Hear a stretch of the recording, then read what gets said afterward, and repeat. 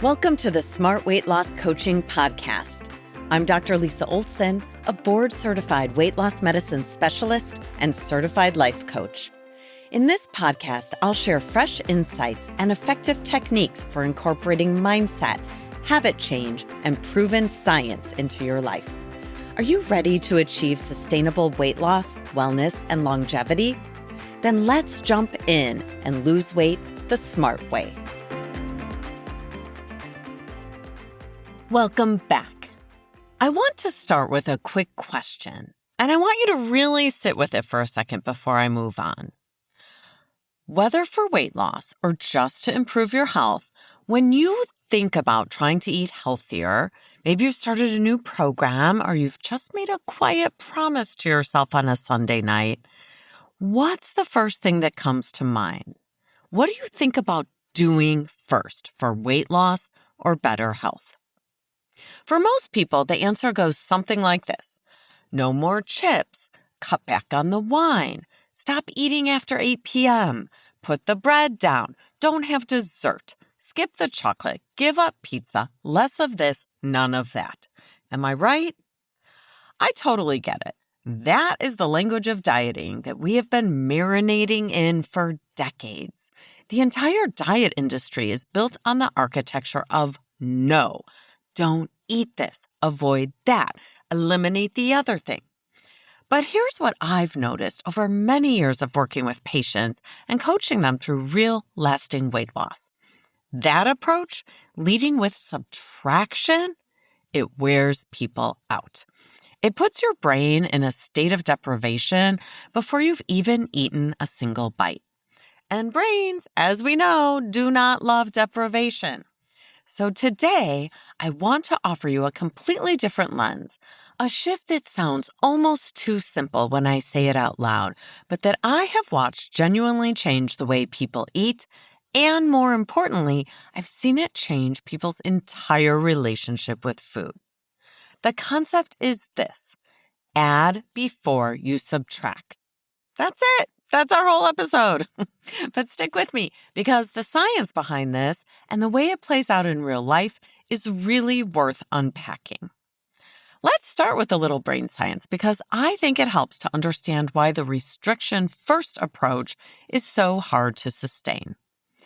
When we tell ourselves we can't have something or that we must cut back on something we enjoy, our brain registers that as a threat. You've just triggered your amygdala, which is the part of the brain involved in threat detection and the fight or flight response. Your brain is incredibly sophisticated, but it also has some very ancient, very primal wiring. And one of those primal circuits is basically a loud alarm system that goes off whenever something feels scarce. Psychologists call this reactance, which is the tendency to want something more when you're told you can't have it. It's why the forbidden cookies on the counter call your name loudly at 9 o'clock at night, even when you're not hungry for them. And then there's the mental load of it all. Restriction-first thinking turns every meal into a negotiation. Every social event becomes a minefield. Every grocery store aisle is a test you might fail. It's exhausting. And exhaustion, as you probably know from your own life, is not a recipe for good decision-making. Now, I want to be really clear about something. I'm not saying that what we eat doesn't matter and that we shouldn't have some guidelines. Of course we should. I talk about that all the time on the podcast. The data on the weight gain and health impacts of ultra-processed foods, the importance of protein, the role of fiber, all of that is real, and all of that matters. What I'm saying today is that the way we approach our eating has enormous power over whether we actually make lasting change. And starting from a place of abundance rather than restriction, that changes everything. So here's how I think about the add before you subtract approach. Instead of asking yourself, what do I need to stop eating? You can start by asking, what can I add to my plate or to my day that's going to nourish me? That one shift in framing takes you from a scarcity mindset to an abundance mindset. And here's the beautiful, almost sneaky thing about it. When you consistently add the good stuff, the less helpful food often just takes up less space. Not because you banned it, but because you're genuinely more satisfied. Let me give you some concrete examples of what adding rather than subtracting looks like in practice, starting with protein. One of the most powerful things I work on with clients is simply getting adequate protein throughout the day, and especially for breakfast. When you start your day with a meaningful amount of protein, your hunger hormones respond. Ghrelin, one of the hormones that drives hunger, stays lower. You feel more satisfied for longer. You're less likely to find yourself in that mid-afternoon spiral where you'd eat the entire refrigerator if you could. Adding in more protein isn't deprivation, it's upgrading your biology. Fruits, vegetables, and fiber are other examples. Now, I know eat more vegetables is not exactly groundbreaking advice, but stay with me here. When we crowd our plates with fiber-rich vegetables, and I mean genuinely crowd them, fill half the plate, two things happen. First, fiber slows digestion and stabilizes blood sugar, which means steadier energy and fewer crashes and cravings. Second, and this is the part that feels like a magic trick, there's literally less room on the plate for the things that aren't serving you as well. You're not banning anything. You're just filling up the space with things that help you to manage your weight and live longer, healthier. How about water? I know you've heard this before, but the research on hydration and appetite is genuinely interesting. Many of us walk around in a very mild chronic state of dehydration, which we incorrectly experience as hunger. Before you reach for a snack, sometimes all your body wants is a glass of water. Adding water consistently throughout the day is a form of addition that supports your weight loss goals without a single food feeling restricted. And here's a cute way to remember this one. Solve for thirst first. The last thing I want to touch on in our add before you subtract framework is practicing mindful eating practices. Adding a pause before you eat. Adding a moment to check in with your hunger level. Adding the ritual of sitting down at a table rather than standing over the counter. These additions aren't restrictions at all. They're upgrades.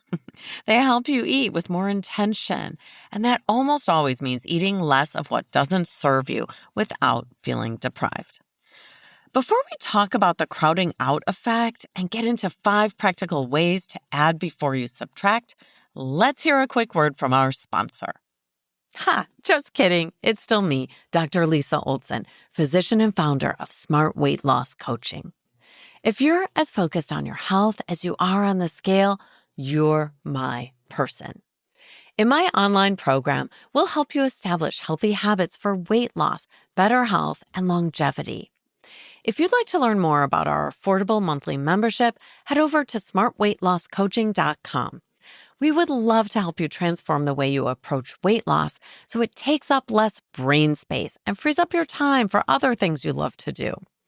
Join us to see how different a smart weight loss program can be. And we're back. There's a concept in nutrition called crowding out, and it's exactly what it sounds like. When your diet is full of whole foods, vegetables, beans, fruits, lean proteins, whole grains, and so on, there simply isn't as much room for the ultra-processed, nutritionally bankrupt stuff that's becoming a staple of our food environment. You won't be white-knuckling your way past these hyper-palatable, unhealthy foods because you're genuinely full and nourished. Think about it this way. Imagine your plate or your day's worth of eating as a jar. You can fill that jar with big rocks, pebbles, and sand. The big rocks are the high-quality, high-satiety, satisfying, high-nutrient foods. Protein, fiber-rich vegetables, whole grains, nuts, beans, fruit. If you put those big rocks in, if you add those first, they take up a meaningful amount of space. The pebbles in the sand still have a place, but they naturally fill in around the big rocks rather than taking over. You'll naturally have less of the sand and smaller pebbles, which represent the less healthy foods. When people reverse that, when they start with restriction, trying to remove the sand to make room for more big rocks, it's really hard to do. I mean, honestly, it's frustrating and tedious, and no one wants to stick with the process of removing the metaphorical sand. I had a patient a few years back, let's call her Denise, who came to me after years of dieting. She had tried every variation and restriction that you can imagine. She'd cut carbs, she'd gone fat-free, she'd done countless elimination diets. And every single time, she'd lose some weight, feel deprived and miserable, and then eventually throw the whole thing out and regain what she'd lost. And then some. When we started working together, I asked Denise just to try one thing first. Add a small palm-sized serving of protein and a cup or two of produce, meaning fruits or vegetables, to every single meal before she changed anything else. Nothing was off limits, nothing was forbidden, just add the good stuff first. Within a few weeks, she came back and said something I'll never forget. It was something like, I haven't been trying to avoid the chips after dinner, but I'm just not as interested in them anymore. I'm actually full.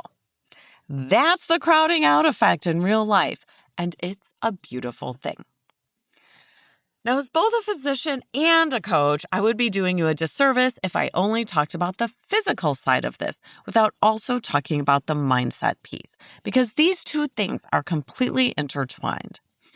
When we approach eating with a restriction-first mentality, the story we're telling ourselves is, I am someone who cannot be trusted around food. I need rules, I need limits, I need someone or something to stop me from making bad choices. Basically, you're saying, I'm undisciplined and powerless. This is a story rooted in shame. And shame, as I've talked about on this podcast before, is one of the least effective motivators for lasting behavioral change. You cannot shame yourself into a healthy relationship with food. It has never worked before, and it will not start working now. When we approach eating with an addition mindset, when the story is, I'm someone who chooses to nourish herself, we're operating from a place of self-respect, of agency, of self-care, and belief in our abilities. Think about this approach to self-talk. If you say, I'm ordering green beans as my appetizer because I love how I feel when I eat well, that's a completely different story for your brain than I'm not allowed to have fries or I can't have the bread. And the brain responds very differently to those two stories. The addition mindset builds what I call dietary identity, a growing sense of yourself as someone who eats well, who enjoys good food, who takes care of her body. And identities, once they take hold, are incredibly powerful drivers of behavior. When you identify as a healthy person, eating well becomes less effortful over time, less of a daily negotiation, more just who you are. Okay, let's make this really concrete because I never want you to leave an episode of this podcast without something you can actually do today, an NBA. Here's how I would suggest putting the add before you subtract framework into practice. Step 1. Do a quick audit of your current meals, not to judge them, just to notice what's present and what's missing. Are there meals that are genuinely lacking in protein? Are there meals that are mostly carbs with very little fiber? Just get curious and notice what's currently going on. Step 2. Pick one thing to add. Just one. Not 7 things, not a total diet overhaul, one thing. Maybe it's adding a couple of eggs or some Greek yogurt to your breakfast. Maybe it's adding an apple, some avocado, or some baby carrots to your lunch. Maybe it's adding a glass of water to every meal. Choose one thing. Step 3. Continue adding things into your day consistently for a month before you think about taking anything away. Let yourself get used to the feeling of being more nourished and less deprived. Let your body adjust. Let your brain get accustomed to its new normal. Step 4, notice what changes, not just on the scale, although you may see some movement there after a while. Notice how you feel. Are you less hungry in the afternoon? Are you less likely to find yourself standing in the kitchen at 9 p.m. looking for something? Are you less obsessed with food in general? That's the crowding out effect doing its work. I also want you to notice your state of mind. Is your amygdala triggered by this approach and stressing you out? Or is this way of eating fine with you? If it's pretty easy and not a big deal, notice how unique that feeling is when it comes to working on your weight. Kind of amazing, right? Lastly, step 5. Then and only then, if there's something you want to eat less of, you can approach that from a place of strength and fullness rather than restriction and deprivation. And you may find the subtraction happens much more naturally than you expected. You may not need to make any big declarations or rules at all. I want to leave you with this. The diet industry has spent decades convincing you that weight loss is about willpower, that it's all about suffering, that if it doesn't feel hard, you're not doing it right. I am here to close the door on that idea.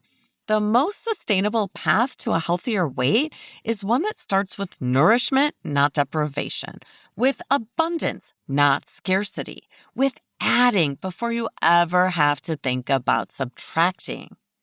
You don't have to earn your food. You don't have to punish yourself for what you ate yesterday. You get to start today, right now, by asking, what can I add? That's a question that will never fail you. So, my friends, it's time to give a little thought to your NBA, your next best action for today. I think the concept for today's NBA is clear. The only thing you need to decide is what you're going to add before you subtract. Me, I'm going to add some carrots because I know I'll enjoy a handful of carrot sticks with my lunch. Easy, tasty, low drama. Hey, before I go, I have a small favor to ask. If this episode resonated with you, please share it with someone who might need to hear it. A friend, a sister, a colleague who's been stuck in the restriction or dieting routine.